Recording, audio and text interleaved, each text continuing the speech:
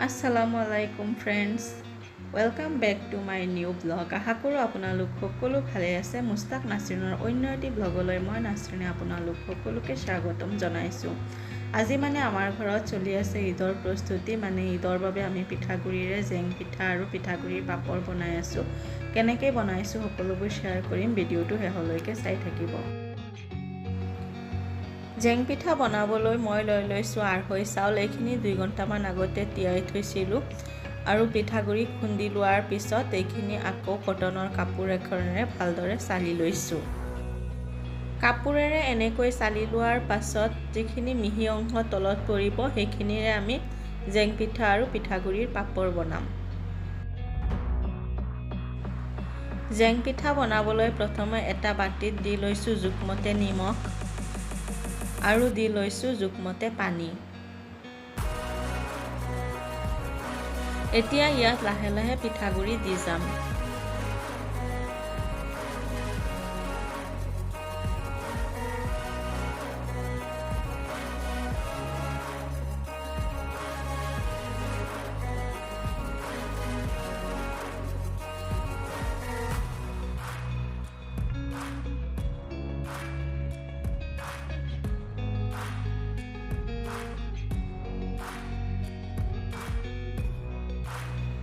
এয়া চাওক, ইমান জোখেৰে বাটাৰটো গাঢ় হ'ব লাগিব, বেছি পাতল হ'লে আকৌ জেং পিঠা নুঠিব।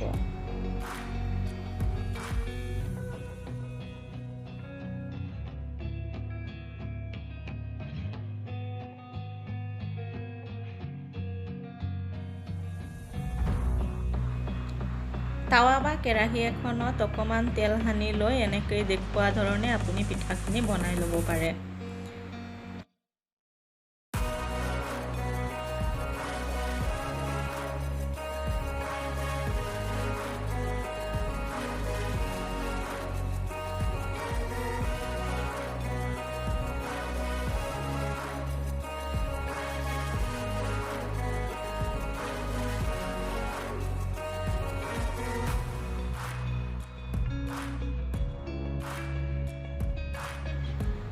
আপুনি ইচ্ছা কৰিলে পিঠাখিনি তাৱাৰ ওপৰতো জাপি ল'ব পাৰে, কিন্তু তেনেকৈ সময় বেছি লাগে।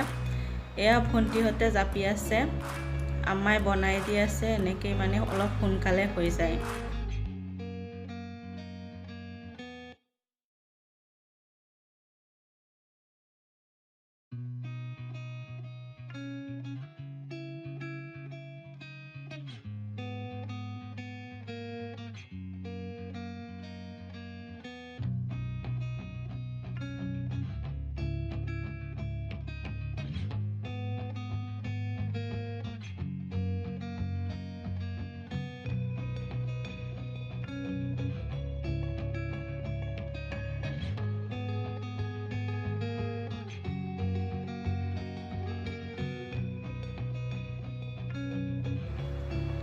এয়া চাওক, পিঠাখিনি মই এতিয়া ৰ'দত মেলি দিছোঁ। এনেকৈ চোকা ৰ'দত 2 দিনমান শুকুৱাই ল'ম, তেতিয়া বহুত দিন পিছলৈকেও তেলত ভাজি খাব পৰা যাব।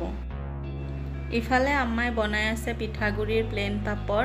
প্লেন পাপৰৰ বাবে পিঠাগুড়ি, নিমখ আৰু ক'লা জিৰা ব্যৱহাৰ কৰিছে। এনেকৈ চাওক, বগা বগা পাপৰ বনাই আছে। আৰু আমাৰ খুৰীয়ে বনাই আছে মছলা পাপৰ।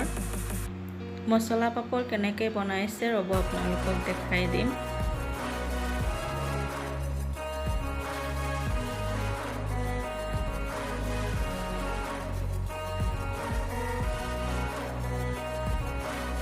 মছলা পাপৰ বনাবলৈ খুৰীয়ে ইয়াত লৈছে পিঠাগুড়ি, লগত দি দিছে মিট মছলা, ক'লা জিৰা আৰু জোখমতে নিমখ। এইখিনি দি এতিয়া অকণমান পানী দি ভালদৰে মঠি লৈছে।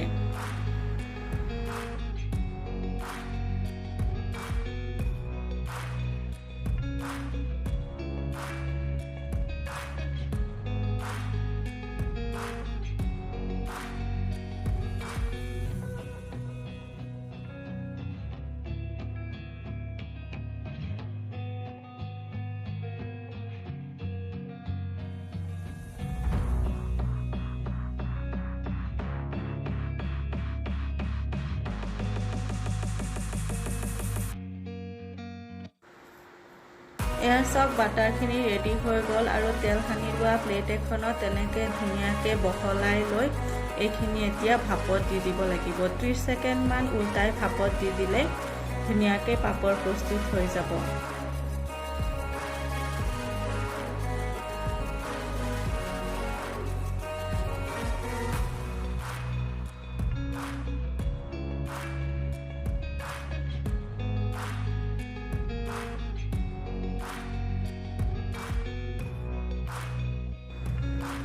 এয়া চাওক ভণ্টিয়ে পাপৰখিনি ৰ'দত শুকুৱাই আছে। এনেকৈ 2 দিনমান শুকাই দিলে তেলত ভাজি খাব পৰা হৈ যাব।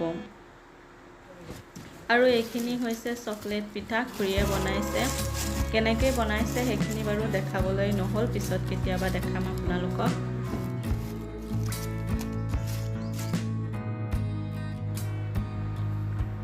ঈদত পিন্ধিবলৈ মই মিছোৰ পৰা এইযোৰ চেণ্ডেল অৰ্ডাৰ দিছিলোঁ।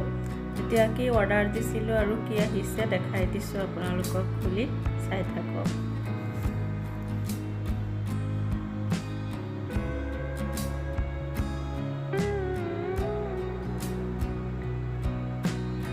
এয়া চাওক ঠিকে আহিছে।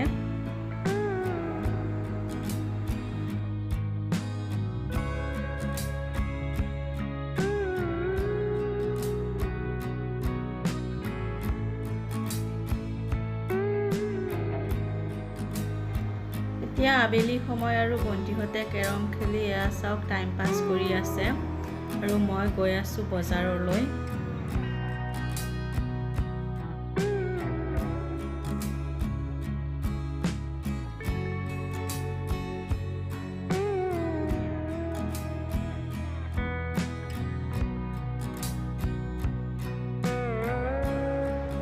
আচলতে মই আজোৱা খেজুৰ কিনিম বুলি গৈছিলোঁ, কাৰণ আজোৱা খেজুৰৰ বহুত উপকাৰিতা আছে। আপুনি যদি ৰাতিপুৱা 7টা আজোৱা খেজুৰ খায়, সেইদিনা গোটেই দিন আপোনাৰ ওপৰত কোনো বিষ, পয়জন বা কোনো ক'লা যাদুৱে ক্ৰিয়া নকৰে। খুলি দেখাই দিছোঁ ৰ'ব আপোনালোকক। আজোৱা খেজুৰৰ বহুত ইতিহাস আছে। পুৰা খেজুৰৰ গুটিৰ পৰা হোৱা গছ বাবে এই খেজুৰৰ ৰং ক'লা হয়। আজোৱা খেজুৰৰ ইতিহাস হয়তো বহুতে জানিবও পাৰে আৰু বহুতে হয়তো নাজানিবও পাৰে। মই যিমানখিনি জানো আপোনালোকক কৈ দিছোঁ। আৰু এটা প্ৰশ্ন সকলোৰে মনত হয়তো থাকি যাব পাৰে যে 1 কেজি খেজুৰৰ দাম কিমান লৈছে। ইয়াত চাওক 1500 টকাৰ প্ৰিণ্ট দিয়া আছে, অকণমান কিবা এটা ডিছকাউণ্ট কৰিছে। আৰু আজিৰ ভিডিঅ'টো তেনেহ'লে ইয়াতে সামৰিছোঁ। যদি ভিডিঅ'টো চাই ভাল লাগিছে তেনেহ'লে লাইক কৰিব, শ্বেয়াৰ কৰিব আৰু মোৰ চেনেলটো ছাবস্ক্ৰাইব কৰিব। ভিডিঅ'টো শেষলৈকে চোৱাৰ বাবে আপোনালোক সকলোকে বহুত বহুত ধন্যবাদ। লগ পাম অন্য এটা নতুন ভিডিঅ'ৰ সৈতে।